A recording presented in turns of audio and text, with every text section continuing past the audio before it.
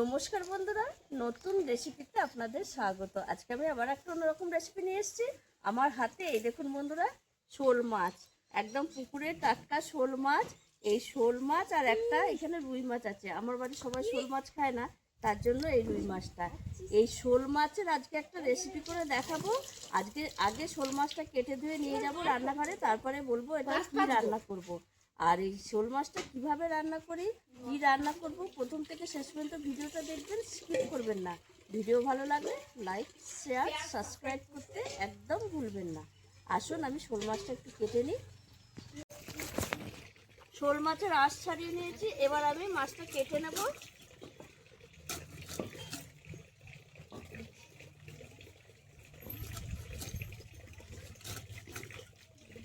মাথাটা একটু শক্ত, এইভাবে কাটবো।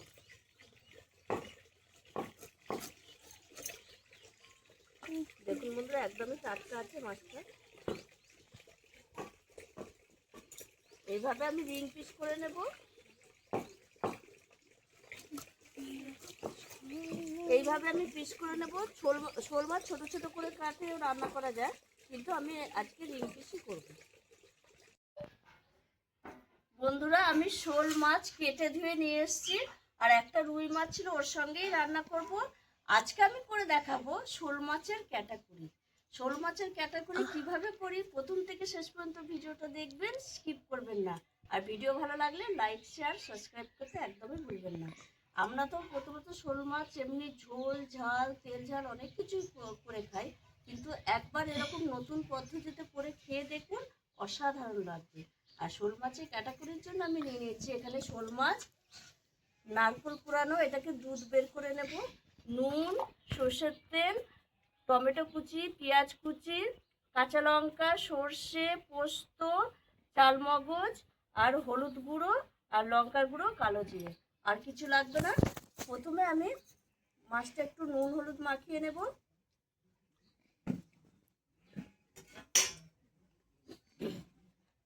নুন হলুদ মাখিয়ে নেবে। এদিকে আমি উনুনটাও ধরিয়ে দিয়েছি, কড়াই বসিয়ে দিয়েছি, কড়াইটা গরম হচ্ছে।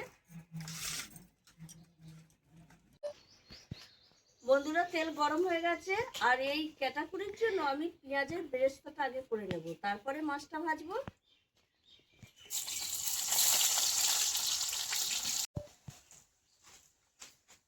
পেঁয়াজের বেরেস্তাটা ভাজা হয়ে গেছে, এবার তুলে দিচ্ছি।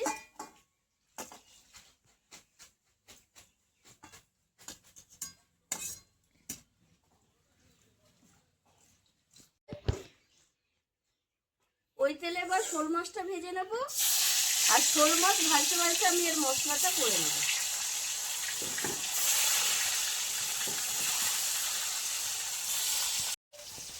এবার আমি মশলাটা করে নেব।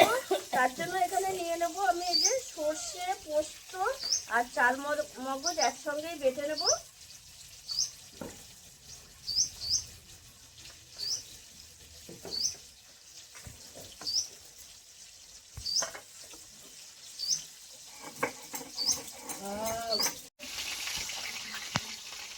মাছ সব ভাজা হয়ে গেছে, তুলে নেব। তার মধ্যে মশলা বেটে নিয়েছি, আর নারকেলের দুধটাও বের করে নিয়েছি।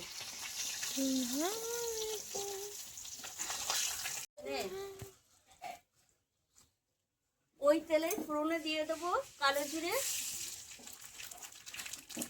টমেটো কুচি, টমেটোটা একটু ভেজে নেবো, মানে একটু কাঁচা গন্ধটা চলে যাওয়ার জন্য। এর মধ্যে দিয়ে দেবো স্বাদ মতো লবণ, হলুদ গুঁড়ো, লঙ্কা গুঁড়ো, কাঁচা লঙ্কা যেহেতু দিয়েছি লঙ্কা গুঁড়ো কমই দেবো। একটুখানি টমেটোর সঙ্গে মশলাটা একটুখানি কষিয়ে নেব। এইবার আমি বেটে রেখেছি যে সর্ষে, পোস্ত, চালমগজ, কাঁচা লঙ্কা একসঙ্গে দিয়ে দেবো। দিয়ে 1 মিনিট মতো এরকম একটু নেড়ে চেড়ে নেব।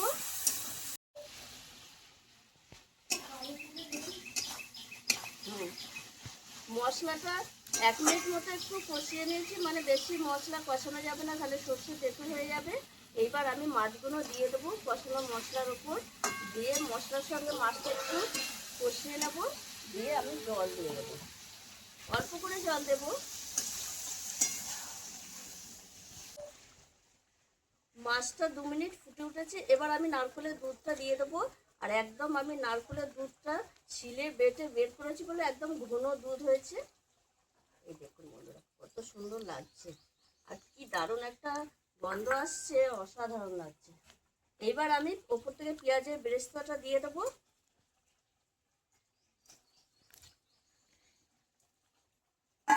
বেরেস্তাটা দিয়ে 1 মিনিট ফোটাবো।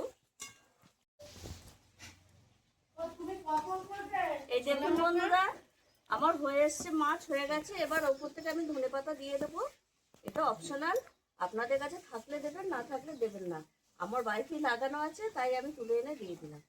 আর এটা দিলে গন্ধটা সুন্দর লাগে। এবার আমি নামিয়ে নেব। দেখুন বন্ধুরা কত সুন্দর হয়েছে শোল মাছের ক্যাটাকুলি। আপনারা এইভাবে একবার এই মাছটা রান্না করে খেয়ে দেখবেন, অসাধারণ লাগে।